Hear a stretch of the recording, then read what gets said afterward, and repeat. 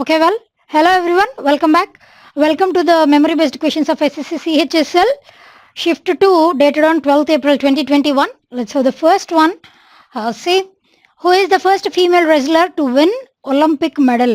Olympic medal గెలిచినటువంటి మొట్టమొదటి female wrestler ఎవరు అని అంటున్నారు. ఇట్ ఈస్ సాక్షి మాలిక్ అండి. షీ హాజ్ వన్ ఈ wrestler first female wrestler to win this Olympic medal. ఈ ఒలింపిక్ మెడల్ వచ్చేసి తను గెలుచుకున్నటువంటి ఒలింపిక్ మెడల్ ఏది అని అంటే ఇట్ ఈస్ బ్రాంజ్ మెడల్ అండి. 2016లో రియో ఒలింపిక్స్ ఎక్కడ జరిగాయండి? రియో డి జెనేరియో, బ్రెజిల్లో one of the second largest city అయినటువంటి రియో డి జెనేరియోలో 2016లో ఒలింపిక్స్ జరిగాయి కదా. ఆ రియో ఒలింపిక్స్లో ఈవిడ బ్రాంజ్ మెడల్ని సాధించడం జరిగింది. ఇది మాత్రమే కాదండి, అర్లియర్ 2014లో జరిగినటువంటి కామన్వెల్త్ గేమ్స్లో సిల్వర్ మెడల్ని గెలుచుకోవడం జరిగింది తినే. అదేవిధంగా దీనితో పాటు మన భారతదేశానికి చెందినటువంటి ఫీమేల్ పర్సన్స్ అవ్వచ్చు, అదే మేల్ పర్సన్స్ అవ్వచ్చు. మేల్ పర్సన్స్లో మొట్టమొదట ఒలింపిక్ మెడల్ గోల్డ్ మెడల్ని గెలుచుకున్నటువంటి పర్సన్ ఎవరు అని అంటే ఇట్ ఈస్ అభినవ్ బింద్రా గారు ఒలింపిక్స్లో గోల్డ్ మెడల్ని సాధించినటువంటి వ్యక్తి, మొట్టమొదటి వ్యక్తి. అభినవ్ బింద్రా గారు ఏ స్పోర్ట్కి చెందినవారు అని అంటే షూటింగ్ స్పోర్ట్కి చెందినటువంటి వ్యక్తి. అదేవిధంగా ఫీమేల్ పర్సన్స్లో మొట్టమొదటి గోల్డ్ గెలుచుకున్నటువంటి వ్యక్తి ఎవరు అని అంటే ఇట్ ఈస్ కరణం మల్లేశ్వరి గారు వెయిట్ లిఫ్టింగ్లో గోల్డ్ మెడల్ని సాధించడం జరిగింది. ఈవిడ సాక్షి మాలిక్ గారు 58 kg కేటగిరీలో రెజ్లింగ్లో ఈ బ్రాంజ్ మెడల్ని సొంతం చేసుకోవడం జరిగింది. మొట్టమొదట అసలు ఒలింపిక్స్ విషయానికి వస్తే మొట్టమొదట ఒలింపిక్స్ ఎక్కడ కండక్ట్ చేశారండి? ఏ ఇయర్లో కండక్ట్ చేశారు అని అంటే ఇన్ ద ఇయర్ 1896. ఎక్కడ కండక్ట్ చేశారు అని అంటే they were conducted in Athens గ్రీస్లో వీటిని కండక్ట్ చేయడం జరిగింది. రీసెంట్గా 2020లో జరగాల్సినటువంటి ఒలింపిక్స్ కాస్త 2020కి పోస్ట్ పోన్ అవ్వడం జరిగింది. అది ఎందుకో మనందరికీ తెలుసు, COVID-19 పాండమిక్ వల్ల 2021కి షిఫ్ట్ అయ్యాయి. ఈ 2021లో కూడా 23rd జూలై నుంచి 8th ఆగస్ట్ వరకు ఈ ఒలింపిక్స్ అన్నటువంటివి ఎక్కడ జరగబోతున్నాయనంటే టోక్యోలో జరగబోతున్నాయి. దీస్ ఆర్ సమ్మర్ ఒలింపిక్స్ అండి. అదేవిధంగా వింటర్ ఒలింపిక్స్ ఎక్కడ జరగబోతున్నాయనంటే 2022లో బీజింగ్, చైనా క్యాపిటల్ అయినటువంటి బీజింగ్లో 2022లో వింటర్ ఒలింపిక్స్ అనేటువంటివి జరగబోతున్నాయి. ప్రతి సంవత్సరం కూడా అంతేనండి, సమ్మర్ ఒలింపిక్స్ అయినటువంటి ఒక సంవత్సరానికి వింటర్ ఒలింపిక్స్ని కండక్ట్ చేయడం జరుగుతుంది. These are several other important things that are related to this. Clear కదండి? Right, next one. C Vijay Amritraj and his brothers are related to which field? What is that field అండి? It is tennis స్పోర్ట్కి చెందినటువంటి వాళ్ళు. విజయ్ అమృతరాజ్, ఈయనకి ఇద్దరు brothers ఉన్నారండి. Those 2 brothers are Ashok Amritraj and another one is Anand Amritraj. వీళ్ళిద్దరూ కూడా ఇంటర్నేషనల్ లెవెల్లో టెన్నిస్ స్పోర్ట్స్ ఛాంపియన్స్ అనమాట వీళ్ళిద్దరు కూడా. విజయ్ అమృతరాజ్ ఇది వరకు ఇంటర్నేషనల్ టెన్నిస్ స్పోర్ట్స్ ఛాంపియనే. ఇప్పుడు present like earlier also he has worked as commentator. అప్పుడప్పుడు మూవీస్లో యాక్ట్ చేస్తూ ఉండేవారు. టెన్నిస్ ఫీల్డ్ ఆఫ్ యాక్టివిటీకి చెందినటువంటి వ్యక్తులు విజయ్ అమృతరాజ్. అదేవిధంగా ఆయన యొక్క ఇద్దరు బ్రదర్స్ కూడా టెన్నిస్ ఫీల్డ్కి చెందినటువంటి వాళ్ళే. అదేవిధంగా మన పివి సింధు విషయానికి వస్తే పివి సింధు ఏ ఫీల్డ్ ఆఫ్ యాక్టివిటీకి చెందినటువంటి వ్యక్తి అండి? బ్యాడ్మింటన్ ఫీల్డ్కి చెందినటువంటి వ్యక్తి. ఈవిడ గురించినటువంటి స్పెషాలిటీ ఏముంది అని అంటే బ్యాడ్మింటన్లో మన భారతదేశం నుంచి మొట్టమొదటిసారి వరల్డ్ ఛాంపియన్షిప్ని గెలుచుకున్నటువంటి మహిళ, ఫస్ట్ ఇండియన్ ఉమెన్ ఎవరు అని అంటే వరల్డ్ ఛాంపియన్షిప్ని గెలుచుకున్నటువంటిది ఇట్ ఈస్ పివి సింధు గారు. అదేవిధంగా ఏ ఇయర్లో సొంతం చేసుకున్నారంటే 2019లో జరిగినటువంటి BWF ఛాంపియన్షిప్స్ ఎక్కడ జరిగాయనంటే those were held at Basel స్విట్జర్లాండ్లో జరిగినటువంటి ఈ BWF ఛాంపియన్షిప్స్లో ఆవిడ ఈ ఛాంపియన్షిప్ని సొంతం చేసుకోవడం జరిగింది 2019లో. క్లియర్ కదండి? Right, next one. C who is the chief vigilance commissioner of India? Who is it అంటే ఇట్ ఈస్ సంజయ్ కొఠారి గారు. అసలు ఈ చీఫ్ విజిలెన్స్ కమిషన్ అన్నటువంటిది ఏంటి అని అంటే బేసిక్లీ ఇది భారతదేశానికి చెందినటువంటి ఎపెక్స్ బాడీ. ఈ ఎపెక్స్ అంటే ఏంటి అని అంటే సుప్రీం బాడీ అని అర్థం.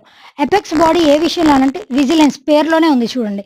That is nothing but India లెవెల్లో ఏదైనా సెంట్రల్ లెవెల్లో ఏదైనా కరప్షన్ జరిగినప్పుడు దానికి సంబంధించి వాళ్ళు రియలైజ్ అయిన తర్వాత దీనికి సంబంధించి ఇన్వెస్టిగేషన్ని కండక్ట్ చేసేవాళ్ళు ఈ సివిసి వాళ్ళు కాదండి. ఇన్వెస్టిగేషన్ నిర్వర్తించేది ఎవరు అని అంటే CBI, central bureau of investigation వాళ్ళు. They are not responsible. వాళ్ళు ఇన్వెస్టిగేషన్ చేసిన తర్వాత దాని యొక్క తీవ్ర స్థాయిని బట్టి దానికి సంబంధించి ఎటువంటి శిక్షణ విధించాలి అన్నటువంటిది ఈ సివిసి వాళ్ళు రికమెండ్ చేయడం జరుగుతుంది. ఈ ఇన్వెస్టిగేషన్ ఏజెన్సీ అయితే కాదు, బట్ దానికి సంబంధించి వీళ్ళు డెసిషన్ తీసుకోవడం జరుగుతుంది. సంజయ్ కొఠారి గారు మొట్టమొదట సివిసి అయినటువంటి వ్యక్తి ఎవరు అనంటే ఇట్ వాజ్ ఎన్ శ్రీనివాసరావు. ఎన్ శ్రీనివాసరావు గారు మొట్టమొదటి చీఫ్ విజిలెన్స్ కమిషనర్ ఆఫ్ ఇండియాగా పనిచేసినటువంటి వ్యక్తి. ఇది మాత్రమే కాదండి, దీనితో పాటు దీని యొక్క హెడ్ క్వార్టర్స్ ఎక్కడ ఉన్నాయనంటే సివిసి యొక్క హెడ్ క్వార్టర్స్ వచ్చేసి those are situated in New Delhi. ఈ సివిసి పర్సన్స్ని ఎవరు అపాయింట్ చేస్తారు అనంటే those persons are appointed by president of India. President of India appoint చేస్తారండి. Upon the recommendation of whom అని అడిగితే ఇట్ ఈస్ పిఎం.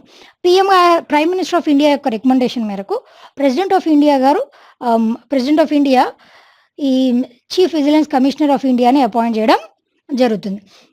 అదేవిధంగా ఒకవేళ ఈయన రెసిగ్నేషన్ని అందించాలి అనుకున్నారంటే ఆ రెసిగ్నేషన్ని కూడా ఎవరికి ఇవ్వాలి అని అంటే ప్రెసిడెంట్కే ఇవ్వడం జరుగుతుంది. అదేవిధంగా దీనితో పాటు చీఫ్ ఎలక్షన్ కమిషనర్, ప్రస్తుతం చీఫ్ ఎలక్షన్ కమిషనర్గా ఉన్నటువంటి వ్యక్తి ఎవరండి? ఇట్ ఈజ్ సునీల్ అరోరా గారు. సునీల్ అరోరా గారు he is about to retire on April 13th అండి. This is the recent news. ఈయన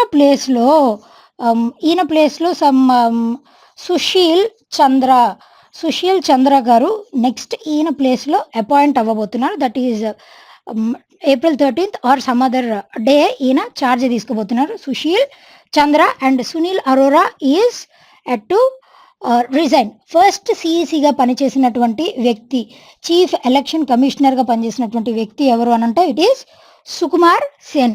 అసలు ఎలక్షన్ కమిషన్ అన్నటువంటిది నేషనల్ లెవెల్లో ఎలక్షన్స్ కండక్ట్ చేయడానికి, అదేవిధంగా స్టేట్కి సంబంధించినటువంటి సీఎం ఎలక్షన్స్ కండక్ట్ చేయడానికి ఎలక్షన్ కమిషన్ అనేటువంటిది ఉంటుంది. అదేవిధంగా స్టేట్ లెవెల్లో ఉన్నటువంటి స్టేట్ ఎలక్షన్ కమిషన్ వచ్చేసి లోకల్ బాడీస్లో ఎలక్షన్స్ని నిర్వర్తించడానికి స్టేట్ ఎలక్షన్ కమిషన్ అన్నటువంటిది పనిచేస్తుంది.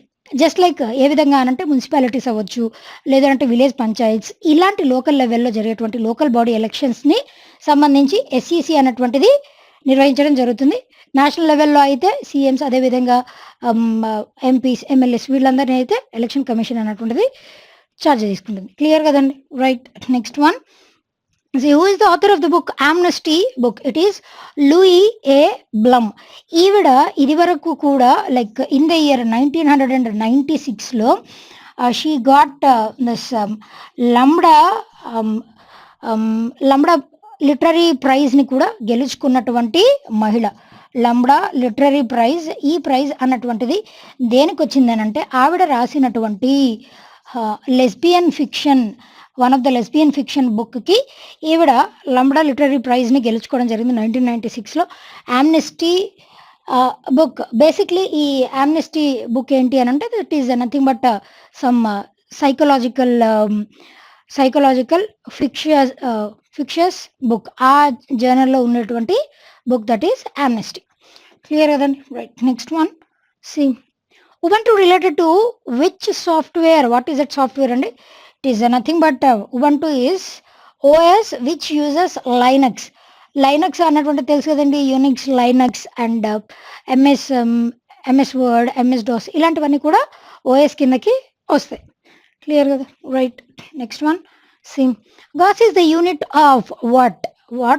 It is the unit of magnetic induction. పేరులోనే ఉంది చూడండి. దిస్ ఈజ్ మనకి స్టాండర్డ్. ఈ యూనిట్ సిస్టమ్స్లో 2 వెరైటీస్ ఆఫ్ యూనిట్ సిస్టమ్స్ ఉంటాయండి. That is CGS unit system, అదేవిధంగా ఎంకేఎస్ యూనిట్ సిస్టమ్ అని 2 యూనిట్స్ ఉంటాయి. అదేవిధంగా ఈ ఎంకేఎస్ యూనిట్ని ఎస్ఐ యూనిట్ సిస్టమ్ అని కూడా అంటాం. International standard of unit system అని కూడా అంటాం.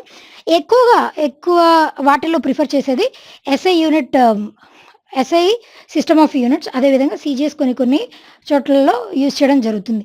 ఈ గాస్ అన్నటువంటిది this is the CGS unit of magnetic induction. అదేవిధంగా ఎంకేఎస్ లేదా SI unit of magnetic induction వచ్చేసి ఏంటి అని అంటే ఇట్ ఈస్ హెన్రీ అండి. అదేవిధంగా మ్యాగ్నెటిక్ ఫ్లక్స్ యొక్క ఎస్ఐ యూనిట్ వచ్చేసి ఏంటి అని అంటే ఇట్ ఈస్ వెబర్. అదేవిధంగా ఎలక్ట్రిక్ కరెంట్ యొక్క ఎస్ఐ యూనిట్ వచ్చేసి ఏంటి అని అంటే ఇట్ ఈస్ ఆంపియర్. అదేవిధంగా ప్రెషర్ యొక్క ఎస్ఐ యూనిట్ వచ్చేసి ఏంటి అని అంటే it is pascal. These are several other important SI units. Clear కదండి? Right. Next one, same. What is the economic rank of India in 2019? It is 5th. Exact question వచ్చేసి ఏంటి అని అంటే బేసిక్లీ గ్లోబల్ లెవెల్లో డెవలపింగ్ కంట్రీస్ అవ్వచ్చు, developed కంట్రీస్లో ఈ developing economies వాటికి సంబంధించినటువంటి ర్యాంకింగ్ అండి. ఈ ర్యాంకింగ్ అన్నటువంటిది ఏ ఇంటర్నేషనల్ ఆర్గనైజేషన్ రిలీజ్ చేసింది అని అంటే ఐఎంఎఫ్ రిలీజ్ చేసింది. ఈ ఐఎంఎఫ్ యొక్క హెడ్ క్వార్టర్స్ ఎక్కడున్నాయని అంటే those are situated in Washington DC. IMF stands for what అండి? International monetary fund. ఇది రిలీజ్ చేస్తుంది ఎవ్రీ ఇయర్ కూడా. ఫస్ట్ టాప్ పొజిషన్లో ఉన్నటువంటి స్టేట్ వచ్చేసి ఏంటి అని అంటే ఇట్ ఈస్ యుఎస్ అండి. సెకండ్ పొజిషన్లో ఉన్నటువంటిది ఇట్ ఈస్ చైనా. థర్డ్ పొజిషన్లో ఉన్నటువంటిది it is Japan. And fourth పొజిషన్లో ఉన్నటువంటిది it is Germany. These are top 4 emerging economies. దాని తర్వాత 5th largest economy or emerging economy వచ్చేసి భారతదేశం. అది 2019 ప్రకారం. 2021 ప్రకారం మన యొక్క ర్యాంక్ వచ్చేసి 7th పడిపోయిందండి, డిక్రీజ్ అయిపోయింది. అదేవిధంగా ఇది మాత్రమే కాదండి, ఇంకా వేరే విషయానికి వస్తే ఎకనామిక్ ఫ్రీడమ్ ఇండెక్స్ దీంట్లో మన భారతదేశం యొక్క ర్యాంక్ వచ్చేసి ఎంత అని అంటే 121. దీంట్లో టాప్ చేసినటువంటి కంట్రీ వచ్చేసి it is Singapore. Economic freedom ఇండెక్స్లో టాప్ చేసినటువంటి కంట్రీ సింగపూర్ అండి. దీనితో పాటు స్మార్ట్ సిటీ ఇండెక్స్లో మన భారతదేశం యొక్క ర్యాంక్ దాంట్లో వచ్చేసి హైదరాబాద్ సిటీ 85th ర్యాంక్లో ఉందండి. దీంట్లో కూడా మళ్ళీ టాప్ చేసినటువంటి సిటీ ఆర్ కంట్రీ వచ్చేసి స్మార్ట్ సిటీ వచ్చేసి it is also again Singapore. Clear కదండి? రైట్. Next one, SIM.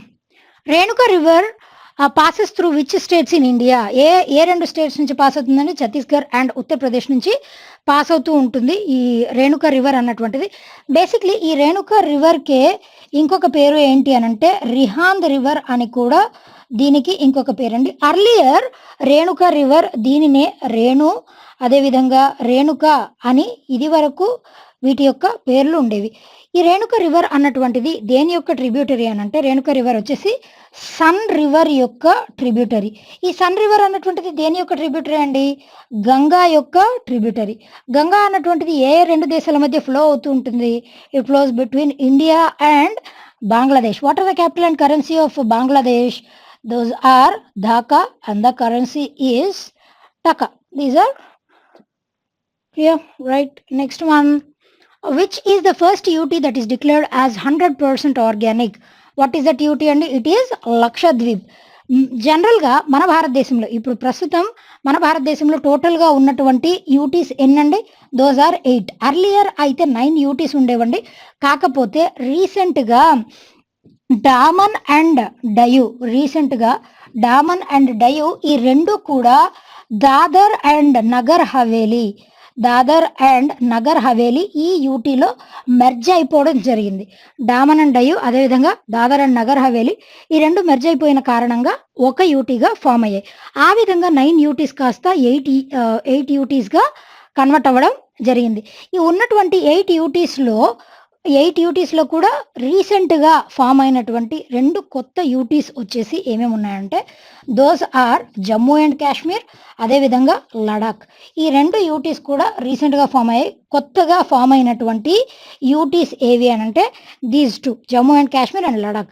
అదేవిధంగా ఈ టోటల్ 9 యూటీస్లో largest UT, area wise largest UT వచ్చేసి ఏది అని అంటే జమ్మూ అండ్ కాశ్మీర్ అండి.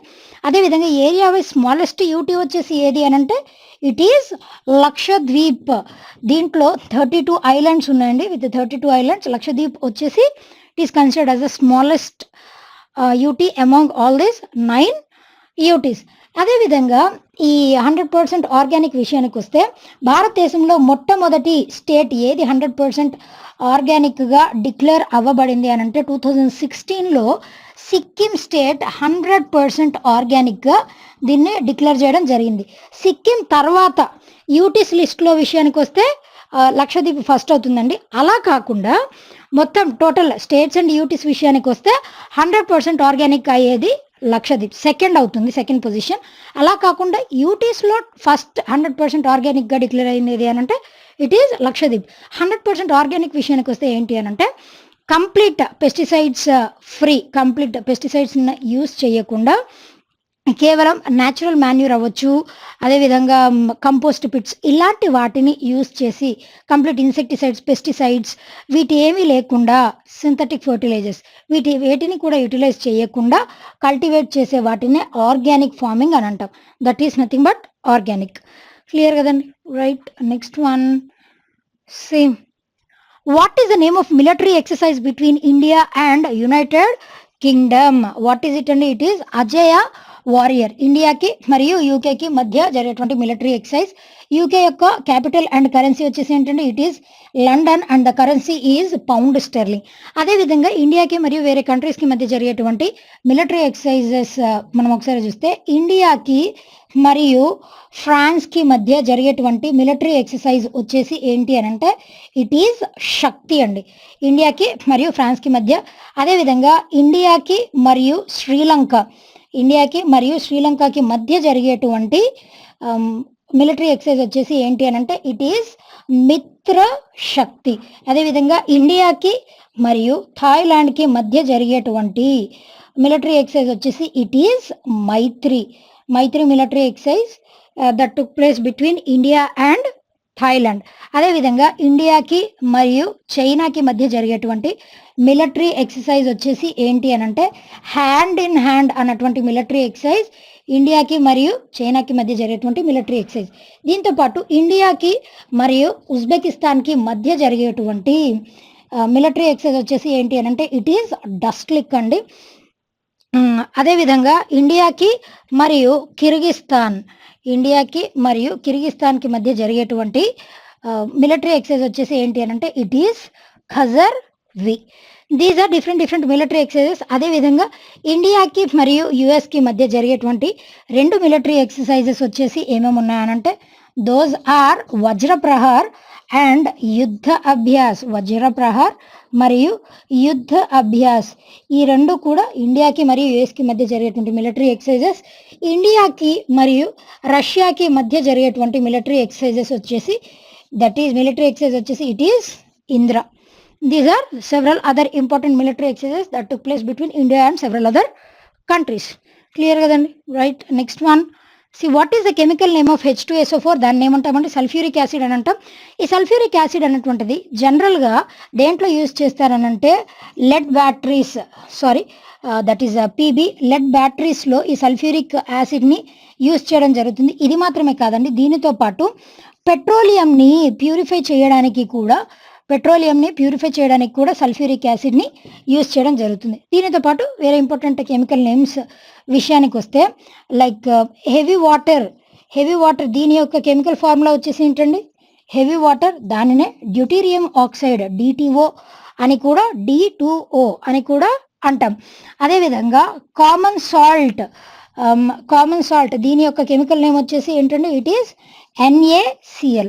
అదేవిధంగా లాఫింగ్ గ్యాస్ యొక్క కెమికల్ నేమ్ వచ్చేసి ఏంటంటే ఇట్ ఈస్ నైట్రస్ ఆక్సైడ్ దీని యొక్క కెమికల్ నేమ్. అదేవిధంగా హైడ్రోజన్ పెరాక్సైడ్ దీని యొక్క కెమికల్ నేమ్ వచ్చేసి ఏంటంటే it is H2O2. These are the different several other chemical names of different things. Clear కదండి?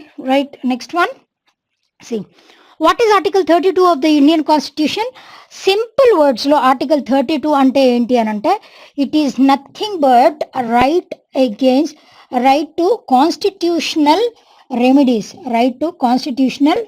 and this is Article 32. Article 32 ne heart and soul of the Constitution ani పేర్కొనడం జరిగింది. Heart and soul of the constitution.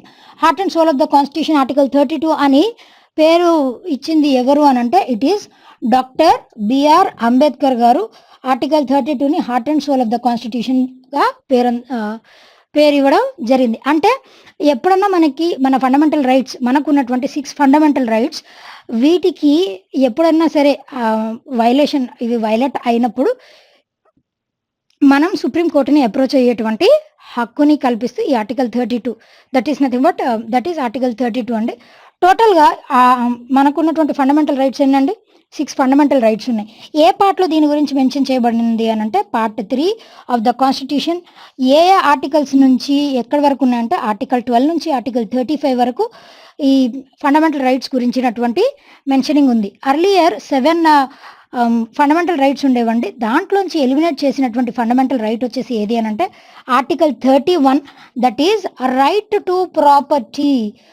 To property అన్నటువంటి ఆర్టికల్ని fundamental rights నుంచి 44th constitutional amendment act ద్వారా తీసేయడం జరిగింది. అక్కడ నుంచి డిలీట్ చేశారు. బట్ ప్రాపర్టీ రైట్ అనేటువంటిది ఉంది, కాకపోతే ఫండమెంటల్ రైట్ కిందకి రాదు. అదేవిధంగా article 17 is also important. Article 17 వచ్చేసి ఏంటి అని అంటే it is abolition of untouchability. Article 17 వచ్చేసి అబాలిషన్ ఆఫ్ అన్టచబిలిటీ అండి. అదేవిధంగా ఆర్టికల్ 18 కూడా one of the important articles. Article 18 వచ్చేసి ఏంటి అని అంటే అబాలిషన్ ఆఫ్ టైటిల్స్. మనం అసలు ఈ ఫండమెంటల్ రైట్స్ అన్నటువంటి కాన్సెప్ట్ని ఎక్కడి నుంచి డిరైవ్ చేసుకున్నామనంటే ఫండమెంటల్ రైట్స్ అన్నటువంటి కాన్సెప్ట్ని యుఎస్ఏ కాన్స్టిట్యూషన్ నుంచి, యుఎస్ఏలో ఏమైనా ఉంటాయనంటే బిల్ ఆఫ్ రైట్స్ అని ఉంటుంది, దాని నుంచి మనం ఈ ఫండమెంటల్ రైట్స్ అన్నటువంటి కాన్సెప్ట్ని యుఎస్ నుంచి డిరైవ్ చేసుకోవడం జరిగింది. మన భారత రాజ్యాంగంలో మ్యాక్సిమం కాన్సెప్ట్స్ వేరే వేరే దేశాల నుంచి మనం డిరైవ్ చేసుకున్నవి. ఇక్కడ యుఎస్ఏ నుంచి కేవలం ఫండమెంటల్ రైట్స్ని మాత్రమే కాదండి, దీనితో పాటు ప్రెసిడెంట్ ఇంపీచ్మెంట్ అంటే ప్రెసిడెంట్ని రిమూవ్ చేయడం, అది కూడా మనం ఈ యుఎస్ కాన్స్టిట్యూషన్ నుంచి డిరైవ్ చేసుకోవడం జరిగింది. These are several other important things. Clear కదా? Right. Next one, what is soft currency? Soft currency క్లియర్గా ఈజీగా చెప్పాలి అని అంటే ఇది ఫ్లక్చువేట్ అవుతుందండి. దీని యొక్క వాల్యూ అన్నటువంటిది స్టేబుల్గా ఉండదు, అన్స్టేబుల్ ఉంటుంది. బెస్ట్ ఎగ్జాంపుల్ వచ్చేసి ఏంటి అని అంటే ఇట్ ఈజ్ జింబాంబే డాలర్ వచ్చేసి దీనికి బెస్ట్ ఎగ్జాంపుల్గా చెప్పొచ్చు. జింబాంబే డాలర్ వచ్చేసి దీనికి బెస్ట్ ఎగ్జాంపుల్గా చెప్పొచ్చు. ఈ జింబాంబే డాలర్ అనేటువంటిది ఎప్పుడు ఫ్లక్చువేట్ అవుతూ ఉంటుంది, కాన్స్టెంట్గా ఉండదు, అన్స్టేబుల్. అదేవిధంగా దీంట్లో హార్డ్ కరెన్సీ అని కూడా ఉంటుందండి. కరెన్సీలో హార్డ్ కరెన్సీ విషయానికి వస్తే ఈ హార్డ్ కరెన్సీ అంటే ఏంటి అని అంటే ఇది స్టేబుల్గా ఉంటుంది, దీని వాల్యూ అన్నటువంటిది స్టేబుల్గా ఉంటుంది, ఇన్కన్సిస్టెంట్గా ఉండదు. దీనికి బెస్ట్ ఎగ్జాంపుల్గా మనం ఏది చెప్పొచ్చు అని అంటే యుఎస్ డాలర్ దీనికి బెస్ట్ ఎగ్జాంపుల్గా చెప్పొచ్చు. మన భారతదేశం యొక్క కరెన్సీ ఒకప్పుడు సాఫ్ట్ కరెన్సీ లిస్ట్లో ఉండేది, తర్వాత సాఫ్ట్ కరెన్సీ లిస్ట్లో లేదు. క్లియర్ కదండి? Right. Next one, see what is the process is called when computer stuck అయిపోయినప్పుడు దాన్ని ఏమంటామండి? హ్యాంగ్ ఆర్ ఫ్రీజ్ అయింది అని అంటాం. ఫ్రీజ్, జనరల్గా ఫ్రీజ్ అంటే ఏంటండి? మామూలుగా లేమన్ లాంగ్వేజ్లో ఫ్రీజ్ అంటే ఏంటి? బాగా హార్డెన్ అయిపోవడం, దట్ ఈజ్ ఫ్రీజ్ కదా. ఇక్కడ కూడా మనం ఏదన్నా ఇన్పుట్ ఇచ్చినప్పుడు, కంప్యూటర్కి ఏదైనా ఇన్పుట్ ఇచ్చినప్పుడు అది వర్క్ అవ్వకుండా అలాగే ఆగిపోయింది అనుకోండి, స్టక్ అయిపోతే, అట్లాంటప్పుడు సిస్టమ్ హ్యాంగ్ అయిపోయింది లేదా ఫ్రీజ్ అయిపోయింది అని చెప్పడం జరుగుతుంది. క్లియర్ కదండి? Right. Next one, see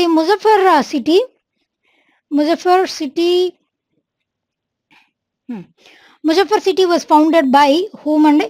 it was founded by Muzaffar Khan. దీనితో పాటు ఇంకా వేరే వేరే సిటీస్, వాటిని ఫౌండ్ చేసింది ఎవరు అని అంటే it is just like other cities are like Fatehpur Sikri. Fatehpur Sikri అన్నటువంటి సిటీని ఫౌండ్ చేసింది ఎవరండి? It is Akbar.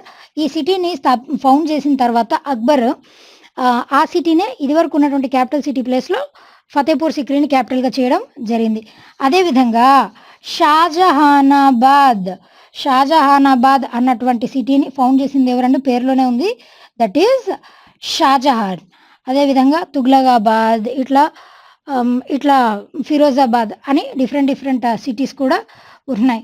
ఫిరోజాబాద్ అన్నటువంటి దాన్ని ఈ సిటీని ఎవరు స్థాపించారంటే ఫిరోజ్ షా తుగ్లక్ గారు దీన్ని స్థాపించడం జరిగింది. అదేవిధంగా తుగ్లకాబాద్ అన్నటువంటి దానిని ఈ సిటీని ఎవరు స్థాపించారంటే మొహమ్మద్ బిన్ తుగ్లక్ గారు దీన్ని స్థాపించడం జరిగింది. క్లియర్ కదండి? Okay, well, that's all for today. We'll be meeting again tomorrow. Until then, thank you. Have a nice day.